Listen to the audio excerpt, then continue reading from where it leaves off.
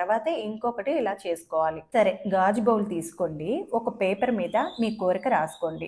అది కూడా బ్లూ ఇంక్‌తోనే ఉండేటట్లు చూసుకోండి. రెడ్, బ్లాక్ వద్దులే. అలా అయితే గ్రీన్ ఇంక్ వాడొచ్చా అని అంటారేమో కామెంట్స్‌లో.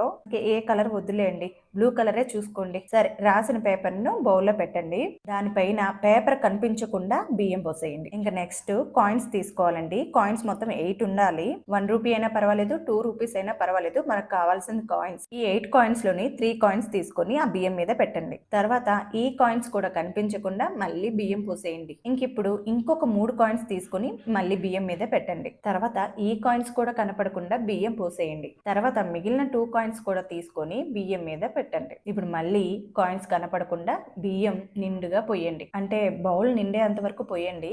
దాల్చిన చెక్క పొడి జల్లి 3 కానీ 5 కానీ లవంగాలు వేయాలి. తర్వాత మీ దగ్గర ఉన్న గణపతి విగ్రహాన్ని తీసి బియ్యం మీద పెట్టండి. గంధం, కుంకుమ బొట్టు పెట్టండి. స్వామికి మీ కోరిక చెప్పి తీసుకెళ్లి మీకు కనిపించే విధంగా హాల్లో పెట్టుకోండి. ఇంకా అంతేనండి. రోజు స్నానం చేసిన తర్వాత ఒక పువ్వు పెట్టి అగరబత్తిని చూపిస్తూ మీ కోరికను చెప్పుకుంటా ఉండండి. ఇంకా నెక్స్ట్ ఇప్పుడు ఏంటంటే ఇంట్లోకి నెగిటివిటీ రాకుండా ఇలా చేయొచ్చండి. ఈ వీడియో కూడా చాలా మందికి చాలా డౌట్స్ వచ్చినాయి. చాలా మంది గ్లాస్ అంతా ఏంటి, ఐస్ అలా పట్టేసినట్టుంది, అదంతా ఏంటి అని అడిగారు. ఇదైతే ఐస్ కాదండి, చూడటానికి అలాగే ఉంది. నేను కూడా ఫస్ట్ అలాగే అనుకున్నా. ఇది ఏంటంటే రాగి కాయిన్స్, కల్లుప్పు వేస్తారు కదా, అదంతా పైకి పొంగి ఉప్పు అంతా బయటకు వస్తుంది. దాని వల్ల ఇలా అయింది గ్లాస్ అంతా. సరే, ముందు ఎలా చేయాలో చేసి చూపిస్తా.